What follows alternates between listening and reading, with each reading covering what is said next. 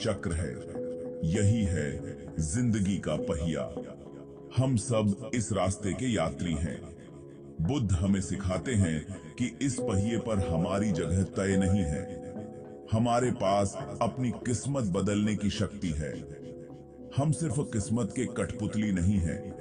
हमारे पास आजादी है चुनाव करने की। हम अपने कर्म चुन सकते हैं और हमारे कर्मों के परिणाम होते हैं। यही कर्म का नियम है। जीवन के इस चक्र में खो जाना आसान है, लेकिन बुद्ध की शिक्षाएं उम्मीद देती हैं। वो हमें दुखों से मुक्ति का रास्ता दिखाते हैं। वो हमें अपनी खुशी खुद बनाने के साधन देते हैं। ये हम पर है कि हम इन साधनों को उठाएं और आत्मज्ञान की ओर अपनी यात्रा शुरू करें। किस्मत क्या है? यह हमारे पिछले कर्मों का फल है। हमारा पिछला कर्म हमारे वर्तमान जीवन की परिस्थितियों का निर्माण करता है। यह पहली बार में अनुचित लग सकता है। हम अपनी पिछली गलतियों में फंसा हुआ महसूस कर सकते हैं, लेकिन बुद्ध की शिक्षाएं एक अलग दृष्टिकोण प्रदान करती हैं। कर्म को बीज की तरह समझो। हम जो भी कार्य करते हैं, उससे हम बीज बोते हैं। कुछ बीज अच्छे होते हैं, जैसे दया और करुणा के बीज। ये बीज खुशी और शांति में विकसित होंगे। अन्य बीज बुरे होते हैं, जैसे क्रोध और लालच के बीज। ये बीज दुख और दर्द में विकसित होंगे। चुनाव हमारा है। आज हम कौन से बीज बोएंगे? हम अतीत को नहीं बदल सकते, लेकिन हम अपना भविष्य बदल सकते हैं। हम अपने कर्मों को बदलकर ऐसा कर सकते हैं। हम अच्छे बीज बोने का विकल्प चुन सकते हैं। हम सकारात्मक कर्म पैदा कर सकते हैं। खुद को एक माली के रूप में सोचो। आप मौसम को नियंत्रित नहीं कर सकते, लेकिन आप अपने पौधों को पानी दे सकते हैं। आप उन्हें धूप दे सकते हैं। आप उन्हें मजबूत बनाने के लिए उनका पोषण कर सकते हैं। उसी तरह हम अपने मन का पोषण कर सकते हैं। हम सकारात्मक विचारों और भावनाओं को विकसित कर सकते हैं। ध्यान और प्लेन कॉन्शियस के माध्यम से हम ज्ञान और करुणा के बीजों को पानी दे सकते हैं। हमारे पास अपने भीतर एक सुंदर बगीचा बनाने की शक्ति है। कर्म कोई सजा नहीं है, यह तो बस एक परिणाम है। हर क्रिया की प्रतिक्रिया होती है। यह ब्रह्मांड का नियम है। यह गुरुत्वाकर्षण के नियम की तरह है। जब हम नकारात्मकता के साथ कार्य करते हैं, तो हम नकारात्मक कर्म बनाते हैं। यह नकारात्मक कर्म हमें नीचे गिराता है। इससे दुख और दुख हो सकता है, लेकिन जब हम सकारात्मकता के साथ कार्य करते हैं, तो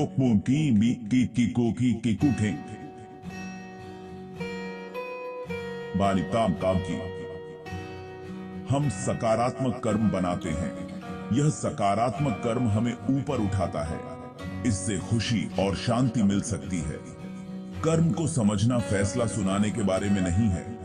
यह हमारे कार्यों की जिम्मेदारी लेने के बारे में है। यह समझने के बारे में है कि हमारे पास अपनी खुशी खुद बनाने की शक्ति है। पांचवा भाग, न्याय का तराजू। कुछ लोगों का मानना है कि जीवन अनुचित है। वे दुनिया में दुख देखते हैं और न्याय के अस्तित्व पर सवाल उठाते हैं। अच्छे लोगों के साथ बुरा क्यों होता है? कुछ लोगों को अपने बुरे कामों से कैसे छुटकारा मिल जाता है? बुद्ध की शिक्षाएं हमें याद दिलाती हैं कि कर्म हमेशा तात्कालिक नहीं होता है। कभी कभी हमारे कार्यों के परिणाम सामने आने में समय लगता है, सिर्फ इसलिए कि हम परिणाम तुरंत नहीं देखते हैं। इसका मतलब यह नहीं है कि वे मौजूद नहीं हैं। एक किसान की कल्पना करो जो एक बीज बोता है। वह अपने श्रम का फल तुरंत नहीं देखता है। उसे धैर्य रखना चाहिए। उसे बीज को पानी देना और उसकी देखभाल जारी रखनी चाहिए।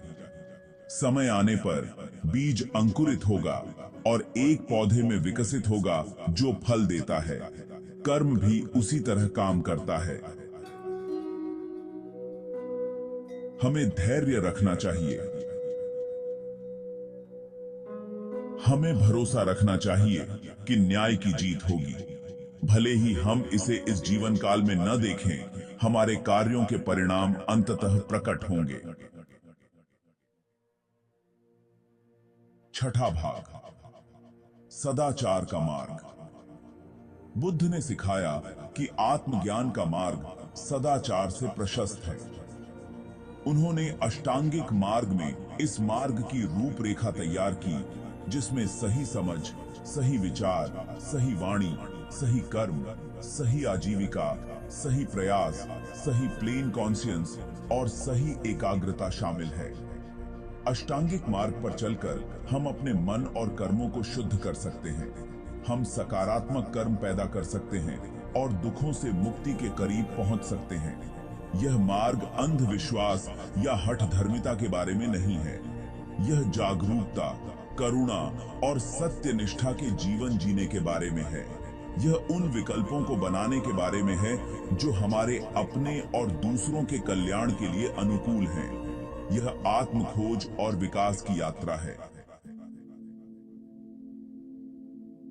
सातवां भाग, मन शरीर का संबंध।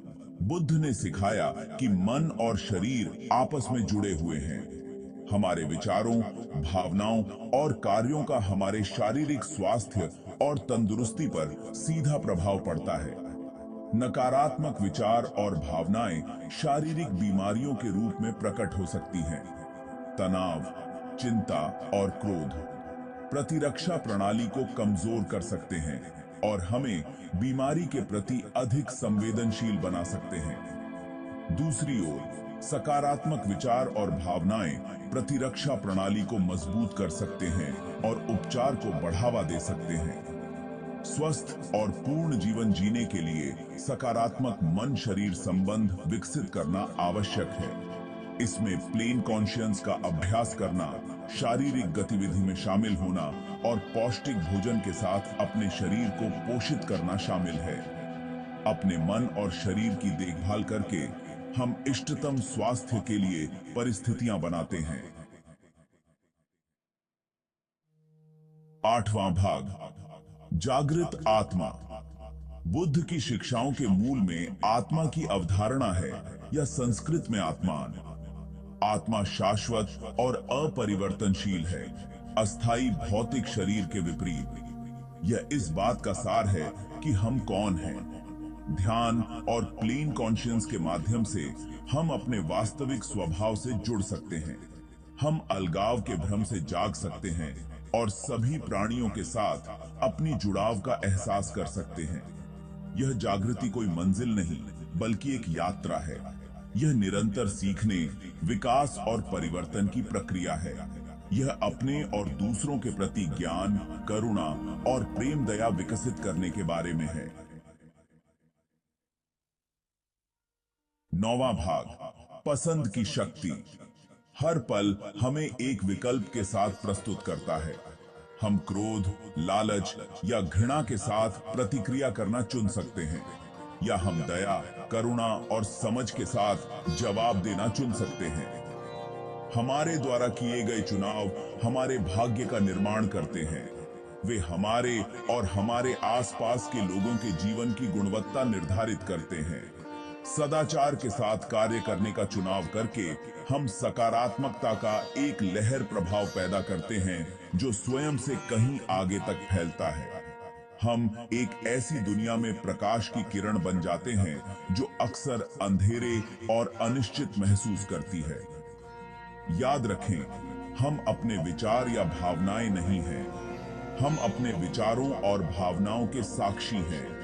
हमारे पास यह चुनने की शक्ति है कि हम किन विचारों का मनोरंजन करते हैं और हम कौन से कार्य करते हैं। 10वां भाग, अपनी किस्मत खुद बनाएं। बुद्ध की शिक्षाएं केवल प्राचीन ज्ञान नहीं है, वे कालातीत सत्य हैं जो आज भी उतने ही प्रासंगिक हैं जितने हजारों साल पहले थे। कर्म के नियम, सदाचार के महत्व और सभी चीजों की परस्पर वर्बुंडनहाइट को समझकर हम अपने जीवन को नियंत्रित कर सकते हैं।